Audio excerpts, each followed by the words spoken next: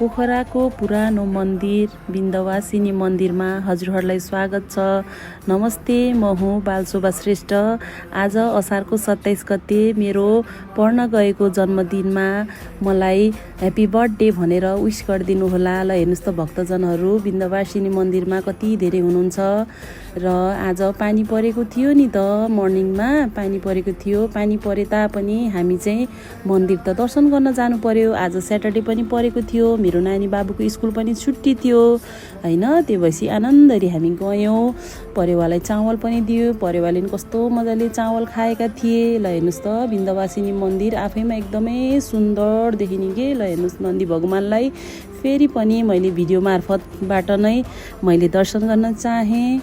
ल हेर्नुहोस् त हरियो पातमा गुलाबी रङको फुल फुलेको देख्दा मन कति आनन्द आउँछ। पानी परिरहेको थियो तप तर पनि मैले फोटो भिडियो पनि खिचेर आफूलाई मन आनन्द गरेर भगवानको दर्शन गरेर फर्किएँ। हस् त आजलाई यति नै, बाई।